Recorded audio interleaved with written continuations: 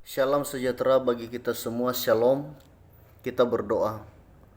Bapa yang maha baik, Bapa di dalam surga, kami memohon Engkau hadir, mengurapi kami dengan roh-Mu agar kami boleh mengerti firman-Mu yang akan kami renungkan pada saat ini. Di dalam nama-Mu Yesus kami telah berdoa dan mengucap syukur. Amin. Bapak dan Ibu yang dikasihi Tuhan, hari ini kita merenungkan satu bagian firman Tuhan yang tercatat di dalam Injil Lukas, Lukas pasal 4 ayat 1 dan ayat 7 sampai 14. Beginilah firman Tuhan. Pada suatu hari Sabat, Yesus datang ke rumah salah seorang pemimpin dari orang-orang Farisi untuk makan di situ. Semua yang hadir mengamat-amati dia dengan saksama. Karena Yesus melihat bahwa tamu-tamu berusaha menduduki tempat-tempat kehormatan, ia mengatakan perumpamaan ini kepada mereka. Kalau seorang mengundang engkau ke pesta perkawinan, janganlah duduk di tempat kehormatan, sebab mungkin orang itu telah mengundang seorang yang lebih terhormat daripadamu, supaya orang itu yang mengundang engkau dan dia jangan datang dan berkata kepadamu, berilah tempat ini kepada orang itu. Lalu engkau dengan malu harus pergi duduk di tempat yang paling rendah. Tetapi apabila engkau diundang, pergilah duduk di tempat yang paling rendah. Mungkin tuan rumah akan datang dan berkata kepadamu, sahabat, silakan duduk di depan. Dan dengan demikian engkau akan menerima hormat di depan mata semua tamu yang lain.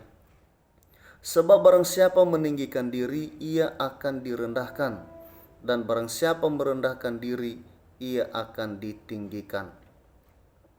Dan Yesus berkata juga kepada orang yang mengundang dia, apabila engkau mengadakan perjamuan siang atau perjamuan malam, janganlah engkau mengundang sahabat-sahabatmu, atau saudara-saudaramu, atau kaum keluargamu, atau tetangga-tetanggamu yang kaya, karena mereka akan membalasnya dengan mengundang engkau pula, dan dengan demikian engkau mendapat balasannya. Tetapi apabila engkau mengadakan perjamuan, undanglah orang-orang miskin, orang-orang cacat, orang-orang lumpuh, dan orang-orang buta, dan engkau akan berbahagia karena mereka tidak mempunyai apa-apa untuk membalasnya kepadamu, sebab engkau akan mendapat balasnya pada hari kebangkitan orang-orang benar. Sungguh indah pembacaan firman Tuhan, Bapak dan Ibu yang dikasihi Tuhan. Dan yang menjadi tema renungan kita pada hari ini adalah menjadi yang utama di hadapan Tuhan. Saudara, waktu adalah kesempatan. Yesus selalu menggunakan kesempatan yang ada dan lebih banyak untuk menyampaikan nasihat. Di ayat 12 perikop ini diceritakan bagaimana ketika Yesus bertamu di rumah seorang pemimpin Farisi untuk makan. Di ayat 1 diterangkan bahwa Yesus sengaja diundang. Apakah ada sebuah acara? Sepertinya tidak. Tetapi untuk makan saja, itu dicatat di dalam firman Tuhan hari ini. Karena kenapa? Karena dikatakan bahwa hari itu adalah hari Sabat, di mana biasanya orang-orang Farisi sangat menaati hari Sabat dan menghindari untuk melakukan acara-acara tertentu pada hari Sabat. Walaupun orang Farisi sangat memusuhi Yesus, namun tidak jarang ada juga yang simpatik dan mengundangnya untuk datang ke rumah mereka. Ini bisa kita lihat nanti ya, ada juga di pasal 11 ayat 37 ya, yang menerangkan bahwa Yesus pernah dan diundang juga oleh orang-orang Farisi yang lain. Dan hal yang paling menggelikan di perikop ini Bapak Ibu, dicatat bahwa ketika Yesus datang ke rumah orang Farisi, semua yang hadir pada saat itu mengamat-amati dia dengan saksama. Kata mengamat-amati dalam bahasa Yunani paretereunto, artinya memperhatikan dengan cermat. Biasanya ada tujuan untuk menjebak jika mungkin. Ya, karena kata yang sama paretereunto itu juga dicatat di pasal 6 ayat 7, di mana tujuan orang ketika memperhatikan Yesus dengan cermat atau dengan saksama, maka tidak lain tujuannya adalah mencari-cari siapa tahu ada kesalahan yang dilakukan oleh Yesus, maka mereka akan mencobai dia. Nah, ibu bapak yang dikasihi Tuhan, yang menarik dari perikop ini, di saat yang sama ternyata Yesus juga sedang memperhatikan sikap orang-orang yang hadir pada perjamuan itu. Dan yang mencuri perhatiannya adalah sikap orang-orang yang bertamu saling mendahului dan berusaha untuk menduduki tempat kehormatan. Apakah tempat terhormat dari perikop ini? Di ayat 10 tersirat ternyata tempat kehormatan adalah tempat duduk paling depan. Dengan menempati tempat yang terhormat, maka orang lain akan melihat bahwa mereka adalah orang-orang terhormat. Memperhatikan situasi itu, Tuhan Yesus memberi pengajaran dan nasihat kepada tamu-tamu yang datang. Di ayat 8 dan 9 dikatakan, kalau seorang mengundang engkau ke pesta perkawinan, janganlah duduk di tempat kehormatan, sebab mungkin orang itu telah mengundang seorang yang lebih terhormat daripadamu, supaya orang itu yang mengundang engkau dan dia jangan datang dan berkata kepadamu, berilah tempat ini kepada orang itu, lalu engkau dengan malu harus pergi duduk di tempat yang paling rendah. Dari ayat ini disebutkan bahwa merebut tempat terhormat agar disebut sebagai orang terhormat adalah sikap tinggi hati yang tidak patut ada pada para pengikut Yesus Kristus. Lalu Yesus menggambarkan sebuah kemungkinan yang bisa terjadi ketika seseorang dengan percaya diri dan bangga menduduki tempat terhormat, padahal tempat itu bukan disediakan baginya. Lalu ketika yang mengundang datang untuk mempersilakannya duduk ke tempat yang lebih rendah yang semestinya dia duduki, itu adalah sebuah kasus atau peristiwa yang sangat memalukan. Jadi kebanggaannya meninggikan diri harus dibayar dengan rasa malu yang sangat besar di hadapan umum. Yesus mengungkapkan sikap yang sebaliknya. Di ayat 10 Bapak dan Ibu saya membacakan, tetapi apabila engkau diundang, pergilah duduk di tempat yang paling rendah. Mungkin tuan rumah akan datang dan berkata kepadamu, sahabat, silakan duduk di depan. Dan dengan demikian engkau akan menerima hormat di depan mata semua tamu yang lain. Dari poin ini diingatkan bahwa kita perlu mencari tempat yang sangat rendah.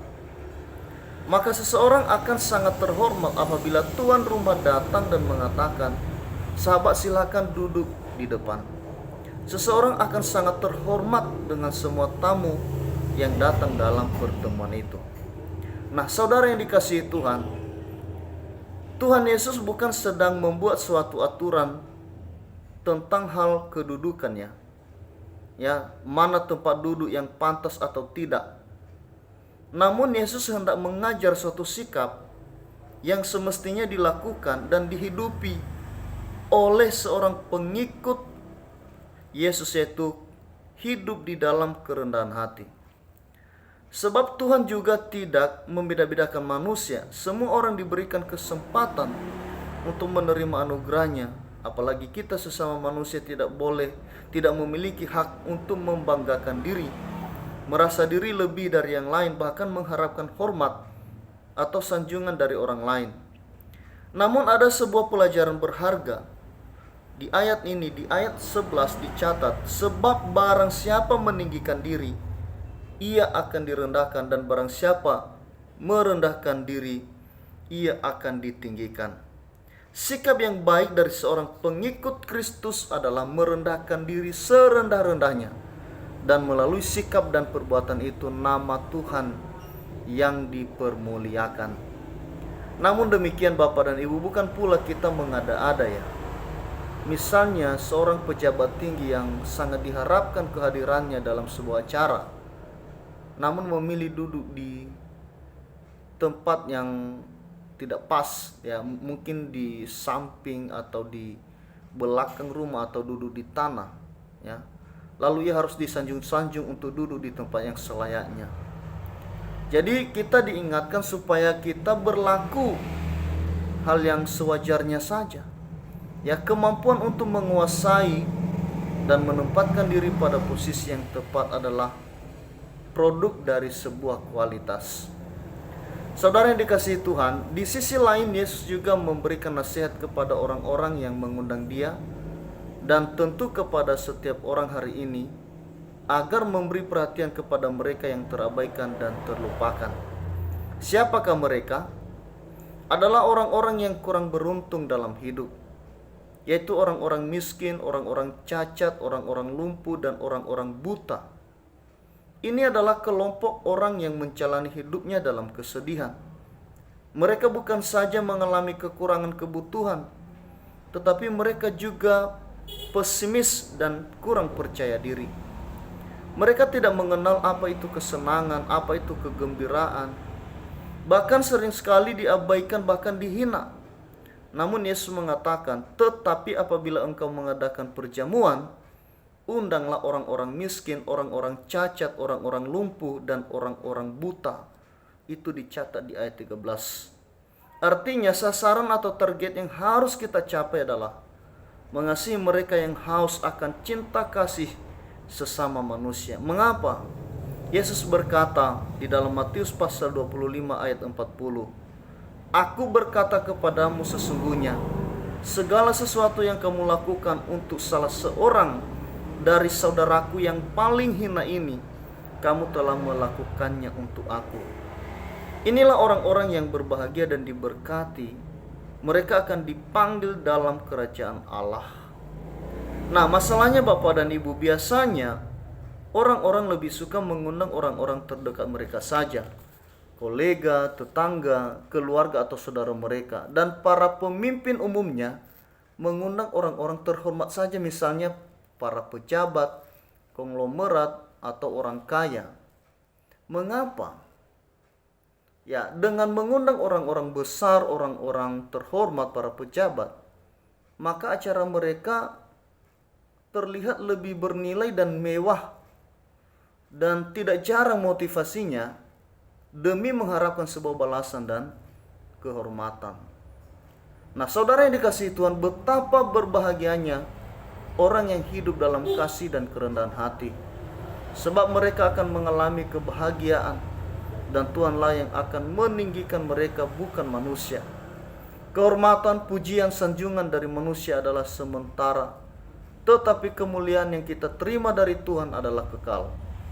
Hari ini ada orang yang menghormati kita, namun belum tentu demikian besok. Hari ini kita merasa senang dan bangga karena orang menghormati dan menyanjung kita, namun besok belum tentu.